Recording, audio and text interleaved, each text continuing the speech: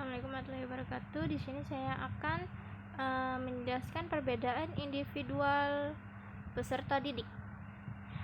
Pengertian perbedaan individu berkaitan dengan psikologi pribadi yang menjelaskan perbedaan psikologis antara orang-orang serta berbagai persamaannya.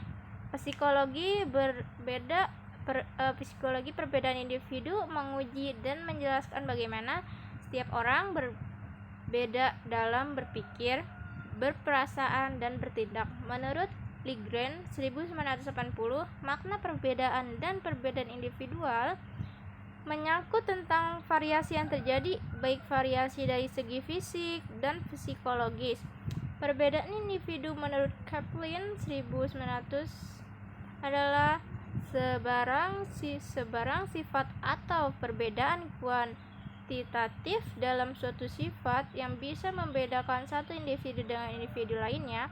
Sedangkan menurut Gary 1963 dalam buku Perkembangan Peserta Didik karya Sunarto dan B. Agung Hartono mengkategorikan perbedaan individual itu ada perbedaan fisik, tingkat berat badan, jenis kelamin, pendengaran, penglihatan, dan kemampuan bertindak. Yang kedua itu ada perbedaan sosial termasuk status ekonomi, agama, hubungan keluarga, dan suku. Yang ketiga itu perbedaan kepribadian termasuk watak, motif, minat, dan sikap. Yang keempat itu ada perbedaan inteligensi dan kemampuan dasar atau skema. Yang terakhir itu ada perbedaan kecakapan atau kepandaian di sekolah dalam mencapai pengetahuan baru.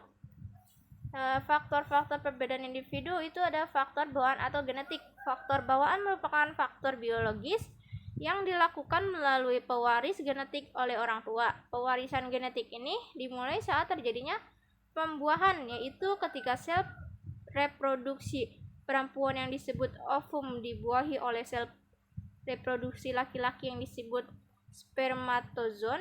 Hal ini terjadi kira-kira 280 hari sebelum lahir. Dalam masing-masing sel reproduksi baik spermatoza maupun ovum atau sel telur terdapat 23 kromosom. Yaitu yang kedua itu ada faktor lingkungan. Lingkungan menunjuk pada segala sesuatu yang terjadi di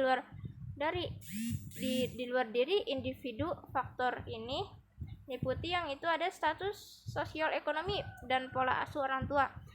Meliputi tingkat pendidikan orang tua, pekerjaan orang tua, dan penghasilan orang tua. Meskipun tidak mutlak, tingkat pendidikan orang tua mempengaruhi sikap orang tua terhadap pendidikan anak serta aspirasinya terhadap pendidikan anak. Begitu pula dengan pekerjaan dan penghasilan orang tua yang berbeda-beda. Yang B itu ada budaya. Budaya merupakan pikiran, akal budi, hasil karya manusia atau dapat juga didefinisikan sebagai adat istiadat. Budaya dan kebudayaan sebagai rangkaian tindakan dan aktivitas manusia berpola dapat lihat dalam 3 wujud. Wujud pertama adalah wujud ideal dari kebudayaan. Hal ini berupa ide-ide, gagasan, nilai-nilai, norma, peraturan, dan sebagainya. Wujud kedua adalah budaya dari suatu aktivitas dan tindakan berpola dari manusia dan masyarakat. Wujud ketiga, kebudayaan sebagai benda-benda hasil karya manusia.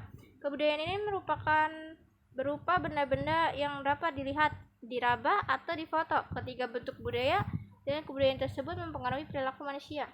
Sekian. Wassalamualaikum warahmatullahi wabarakatuh.